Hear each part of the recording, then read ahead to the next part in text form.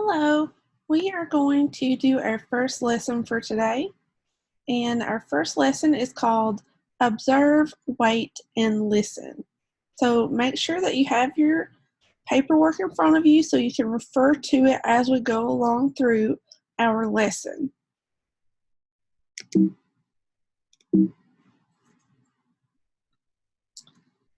To observe means to watch your child closely in order to see the things that they are interested in.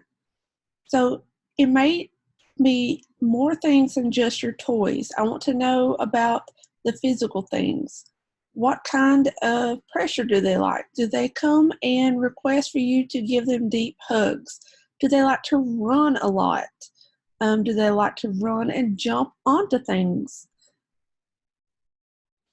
Do they play? What toys do they play with? How do they play with those toys? And objects that maybe you wouldn't consider a toy. It could be pieces of string, it could be bottle caps, whatever it is that your child is doing. All you're there to do is observe and write it down so that we can go over it later.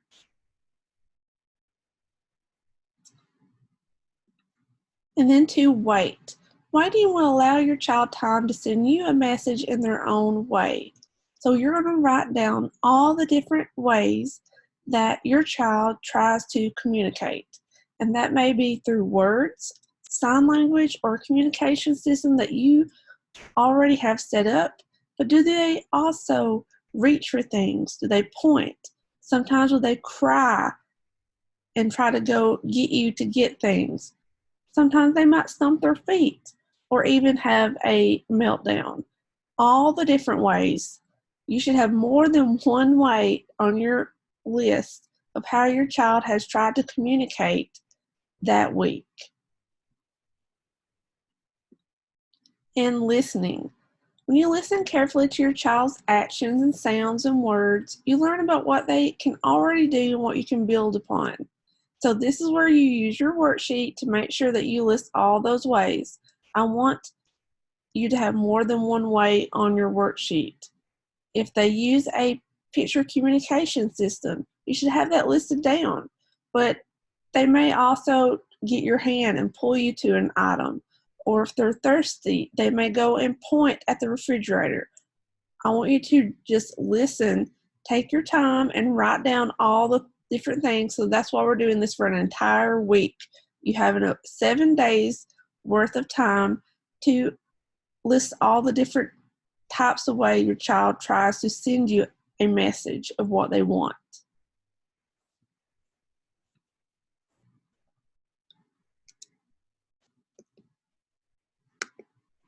All right, and then I want to talk to you about echolalia. So echolalia is simply imitating the words or phrases that other people say. So that can be your child repeating what you say, or maybe what they heard on the radio or on the television. But listening is a very valuable tool if your child is using echolalic speech. So if you ask your child, do you want a drink? And they repeat it back to you in the exact same way that you say it, including the same intonation, that may mean that they misunderstood what you said. So if you say, do you want a drink? And they repeat it, do you want a drink? The same way you did, they may have misunderstood. And that is a time when you can use visuals of showing them their options or a picture of a drink to let them know exactly what it is you're asking them.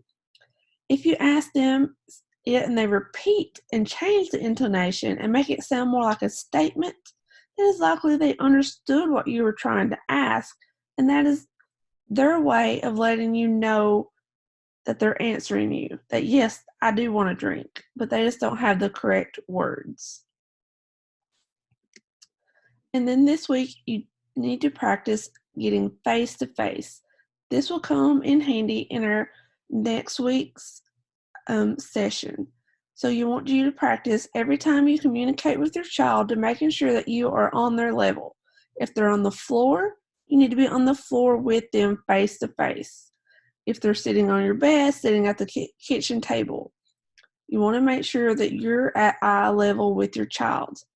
Our faces convey important social information that can be difficult for your child to understand.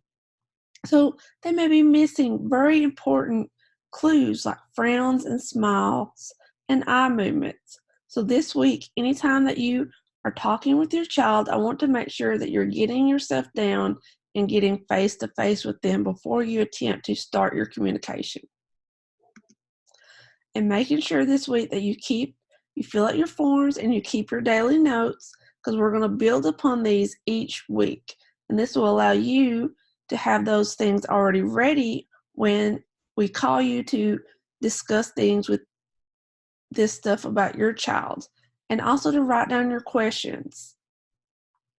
All right, and you'll be hearing from us soon, and make sure you have your paperwork ready so that you can get everything out as best we can the first attempt. Thank you.